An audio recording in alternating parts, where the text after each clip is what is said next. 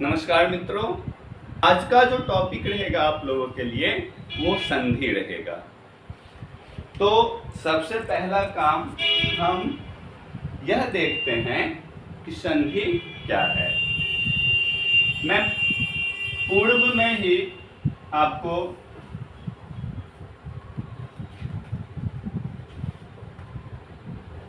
बताया हूं कि जो भी क्लास होगा मेरा, जो भी टॉपिक रहेगा वो आपके बोर्ड को देखते हुए ही होगा। तो आप निश्चित रूप से इसे बहुत ही ध्यानपूर्वक देखेंगे। तो पहला क्वेश्चन संधि से, संधि लिखते ही हमारे मन में आना चाहिए कि संधि क्या है। तो बात करें संधि, अगर आपको नाम से ही स्पष्ट हो रहेगा कि संधि मतलब जोड़, मिलन। तो किसका जोड़ भाई, किसका मिलन? तो यहाँ पे वर्णों का जोड़ होता है। सीधे सीधे अगर हम समझें तो वर्णों के जोड़ को हम संधि कह सकते हैं। अब थोड़ा इसके परिभाषा को देखा जाए तो कहा गया है दो या दो से अधिक वर्णों के मेल से जो विकार उत्पन्न होता है उसे हम क्या कहते हैं? संधि कहते हैं। दो या दो से अधिक वर्णों के मेल से जो विकार उत्पन्न होता है उसे हम क्या कहते हैं? संधि कहते हैं। अब आइए संधि के प्रकार को देखते हैं कि संधि के कितने प्रकार हैं। तो हम लोग देखेंगे कि संधि के मुख्यतः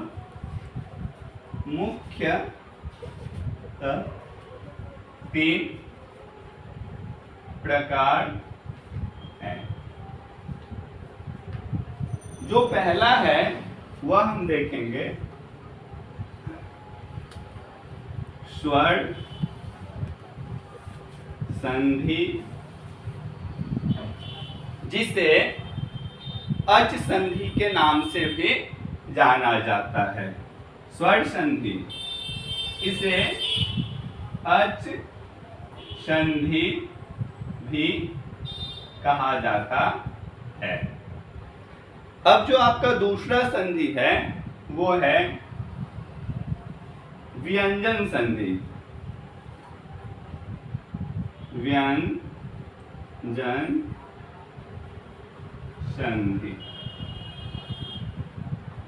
इसे भी इसके तरह जैसे स्वर को हम अच संधि के नाम से जानते हैं, इसे हल संधि कहा जाता है।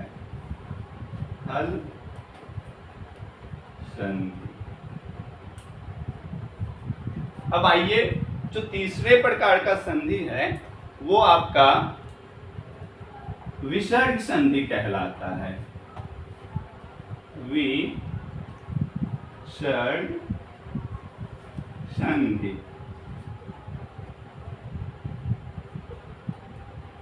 तो आपने देखा कि संधि कितने प्रकार के हैं। तो संधि तीन प्रकार के हैं। पहला जो है वो आपका स्वर संधि, इसे हम अच संधि के नाम से भी जानते हैं। और जो आपका दूसरा है वह है व्यंजन संधि, जिसे हम हल संधि के नाम से भी जानते हैं। और जो तीसरे प्रकार का संधि है वो आपका क्या है? विसर्ग संधि। एक चीज आप लोग ध्यान रखेंगे कि कभी कभी आपको स्वर संधि ना देके अच संधि दे दिया जाएगा, या उसी तरह व्यंजन संधि ना देकर हल संधि दे दिया जाएगा। तो उस टाइम आप याद रखेंगे कि अच मतलब स्वर संधि और हल संधि मतलब व्यंजन संधि। अब हम बारी बारी से तीनों संधि को पढ़ेंगे। तो आइए आज सबसे पहले हम स्वर संधि को देखते हैं। तो स्वर संधि की जो परिभाषा है उसके बारे में कहा जाता है कि दो स्वर वर्णों के अत्यंत समीपता, अर्थात जब दो स्वर वर्ण आपस में मिलकर जो विकार उत्पन्न करता है उसे हम क्या कहते हैं? स्वर संधि कहते हैं। तो दो स्वर वर्णों के मेल से जो विकार उत्पन्न होता है उसे स्वर संधि कहते हैं।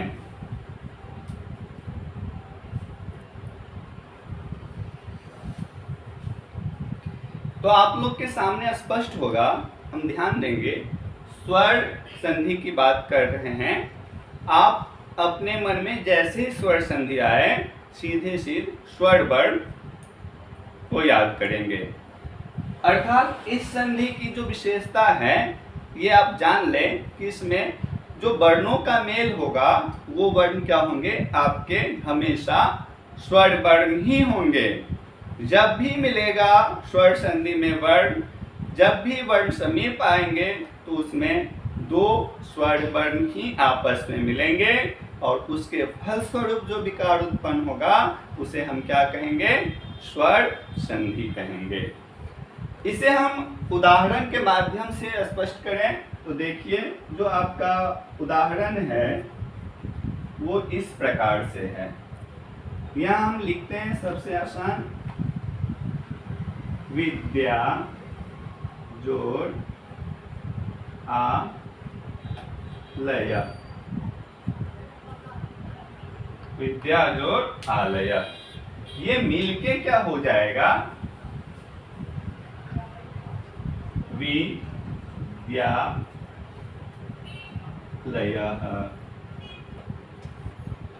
अब हम एक बार इस उदाहरण को देखें कि वास्तव में मैंने जो पढ़ा और जो लिखा वो बात यहाँ पे है कि नहीं।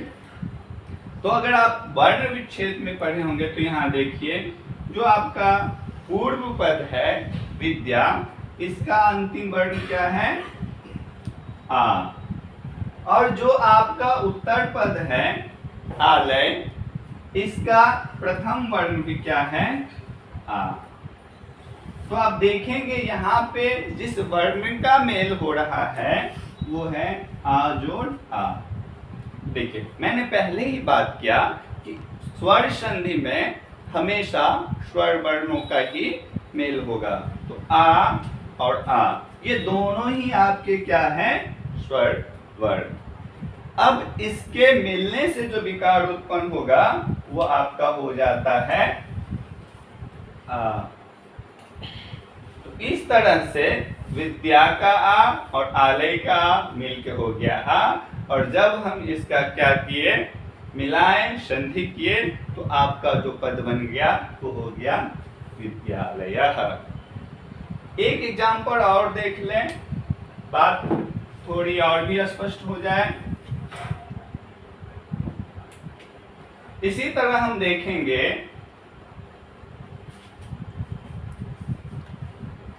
देव जोड़ आ सी स। क्या है?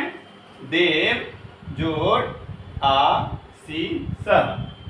अब जब हम इसको मिलाएंगे अर्थात संधि करेंगे तो वो हो जाएगा दे वा सी सह। क्या हो जाएगा? दे वा सी सह। अब फिर से हम एक बार गौर करें कि किस वर्णों का मेल यहाँ पे होता है।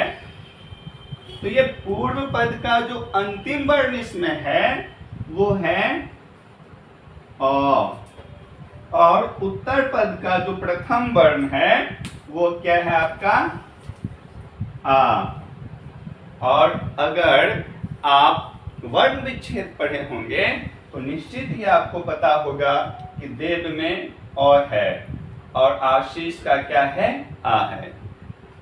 देखिए, अगर आप में से कोई बच्चे वर्ण विचार नहीं पढ़े होंगे और इस कंसेप्ट को समझने में दिक्कत हो रही हो तो आप मेरे कमेंट बॉक्स में जाके मुझे कमेंट करेंगे, मैं एक अलग से वीडियो आपका वर्ण विच्छेद पे आपके लिए लाऊंगा। और जब तक आप वर्ण विच्छेद नहीं जानेंगे तब तक आपको संधि में कठिनाई का सामना करना पड़ेगा। इसीलिए आप अगर वर्ण विच्छेद जानते हैं तो ठीक है, अगर नहीं जानते हैं तो आप मेरे कमेंट बॉक्स में कमेंट करके बताएं ताकि आगे की जो संधि की क्लास होगी उसमें आपको किसी प्रकार की कठिनाई का सामना नहीं करना पड़ेगा। तो इसमें हो गया। तो ये मेरा क्या है, स्वर संधि कैसे होते हैं। अब आमतौर पे हम इसके क्या करेंगे, प्रकार को देखेंगे। इसके प्रकार देखेंगे कि स्वर संधि के कितने प्रकार होते हैं।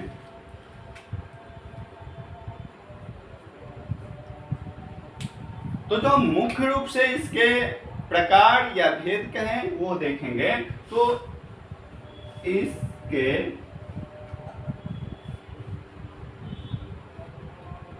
मुख्यतः 5 भेद देखेंगे।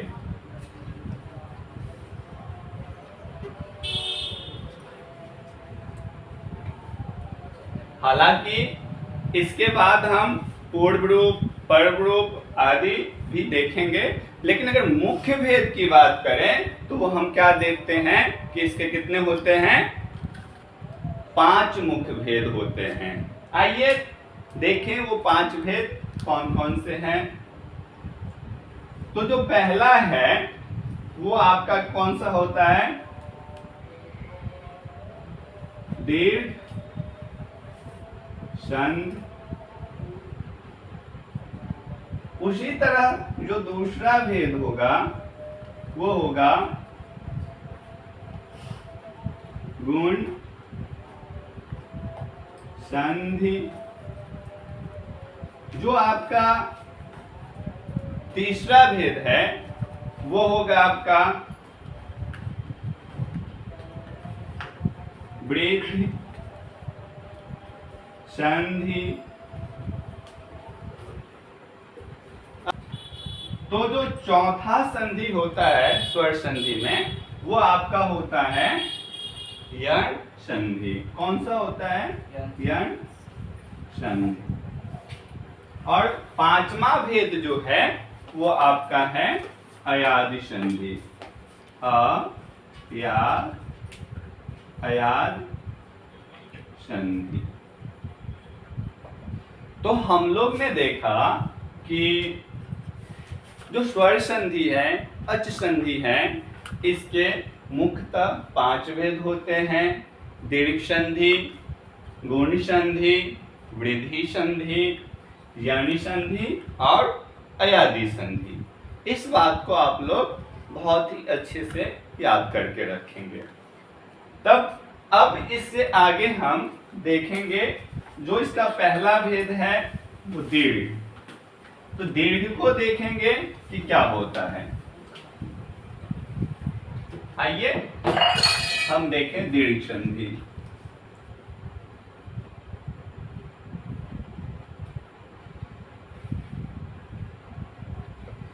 इसका एक सूत्र होता है अकः सवर्णे दीर्घ। अकः सवर्णे दीर्घ। आप इसके सूत्र को भी याद रख लेंगे क्योंकि आपके बोर्ड में कभी कभी पूछ देता है कि इसके सूत्र क्या हैं। दीर्घ संधि का सूत्र भी आ जाएगा और ऑप्शन दे देगा, तो आपको याद रखना होगा कि दीर्घ संधि का सूत्र क्या है, अकः सवर्णे दीर्घ। अब हम देखते हैं कि इसका क्या होता है। तो जो आपका है दीर्घ संधि, अब सीधे सीधे कुछ बात को ध्यान रखेंगे, कुछ पॉइंट को ध्यान रखेंगे, उससे आपका यह क्लियर हो जाएगा। तो मैं आपको पॉइंट में बता रहा हूं कि इसमें क्या होता है। पहला पॉइंट आप देखेंगे कि पूर्व पद या उत्तर पद में आपका अ या आ प्लस अ या आ रहेगा। मतलब आपका अ प्लस अ या अ प्लस आ प्लस आ प्लस अ, कुछ भी हो सकता है। और इसका जो विकार होगा वो आपको ध्यान में रखना है, वो क्या देगा, आ देगा। क्या देगा आपका ये विकार, आ। इसी तरह से हम देखेंगे दूसरे पॉइंट में, जो आपका पूर्व पद का अंतिम वर्ण हर्षी या दीर्घी और उत्तर पद का जो प्रथम वर्ण होगा वह भी आपका हर्षी या दीर्घी हो सकता है।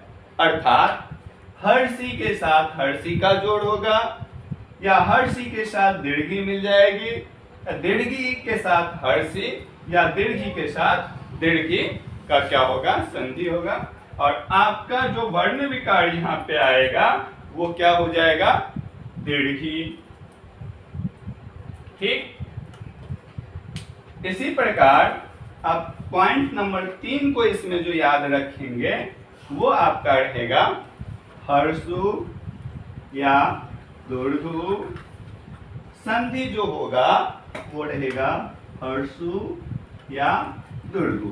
देख लें एक बार फिर से, आपका संधि हर्षु के साथ हर्षु, हर्षु के साथ दीर्घु, दीर्घु के साथ हर्षु या दीर्घु के साथ दीर्घु का संधि होगा। और जो वर्ण विकार आपको देगा वो क्या देगा, दीर्घ उ देगा। आप अच्छे से जान रहे होंगे। अब एक पॉइंट और अगर हम इसमें देखें तो वो आपका होगा री, री जोड़ री या री। अब बात को अच्छे से समझ गए होंगे। जो आपका वर्ण विकार आएगा वो क्या आ जाएगा, दीर्घ री आ जाएगा। ठीक, अब आप इस तरह से अगर पॉइंट वाइज याद रखेंगे तो संधि को बहुत ही आसानी से अब पहचान लेंगे, जान लेंगे। अगर हम परिभाषा की बात करें तो हम इसको इस तरह से भी कर सकते हैं कि अ का अगर सवर्ण हो, अर्थात आ के साथ अ या आ, हर्षी या दीर्घी के साथ हर्षी या दीर्घी, हर्षु दुर्घु के साथ हर्षु या दुर्घु, री या री के साथ री या री का मेल हो तो हमारे पास कौन सा वर्ण आ जाएगा, सभी का दीर्घ आ जाएगा।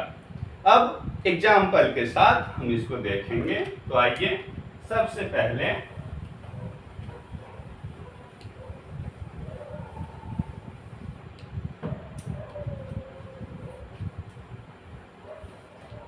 यहां पे देखते हैं।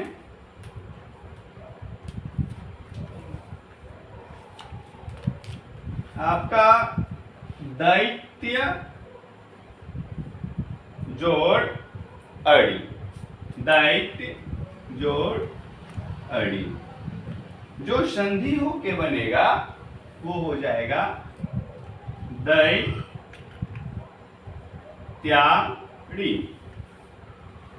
अब आप ध्यान दें, जो मैंने आपको बताया था वही है।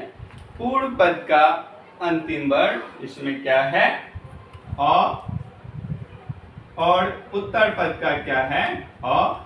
दोनों मिलके क्या हो गया, आ, जो हमें यहाँ पे देखने को मिल रहा है। और आपका संधि क्या हो गया? दैत्याड़ी।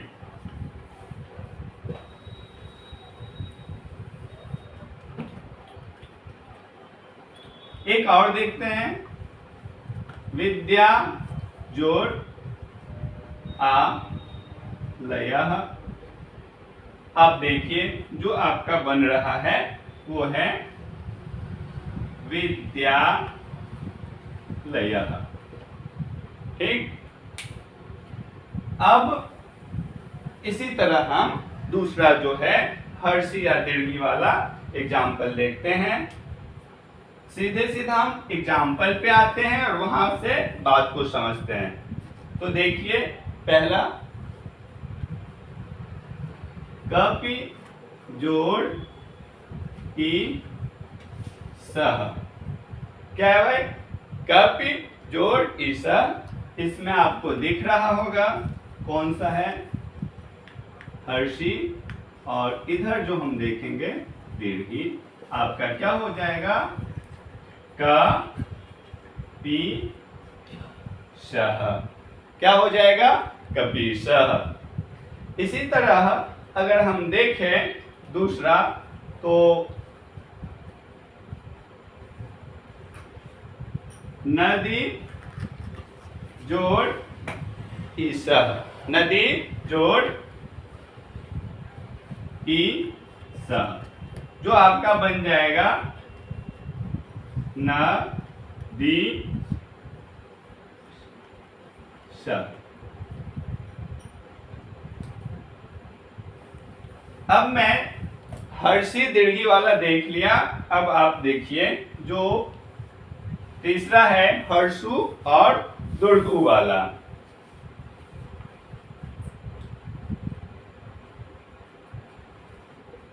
सु जोड़ उक्ति। क्या है? सु जोड़ उक्ति। आप अगर देखेंगे तो यहाँ पे क्या है आपका? हर्षु, और जो उत्तर पद का पहला वर्ण है वो भी क्या है? हर्ष वो है, और दोनों मिलके क्या हो जाएगा? दुर्गु। और आपका जो आएगा वो हो जाएगा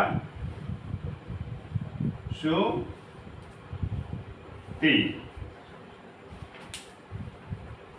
तो इस तरह से हमने देखा। अब एक लास्ट इसका जो हम देखते हैं वो देखिए, री का एग्जाम्पल एक देख लेते हैं हम लोग। सॉरी, ये पितृ जोड़ ऋणम। ऋणम, देखिए पितृ जोड़ ऋणम। आप यहाँ पे देखेंगे आपके पास क्या है? री, और यहाँ भी क्या है? री, जो दोनों मिलकर आ जाता है दीर्घ। और आपका जो बनेगा वो हो जाएगा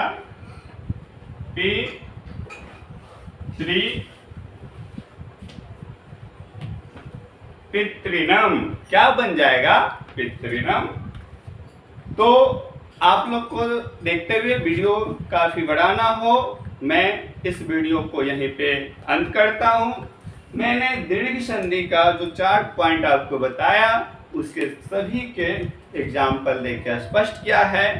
अगर आपको यहाँ तक बात समझ में आए तो बहुत बढ़िया, और अगर इसमें कुछ कठिनाई है या आप चाहते हैं कि इसमें और थोड़ा एग्जाम्पल देके बात को स्पष्ट करें तो आप हमारे कमेंट बॉक्स में हमें मैसेज करें, कमेंट करके बताएं। हम अलग से एक वीडियो केवल और केवल उदाहरण पे लेकर आएंगे।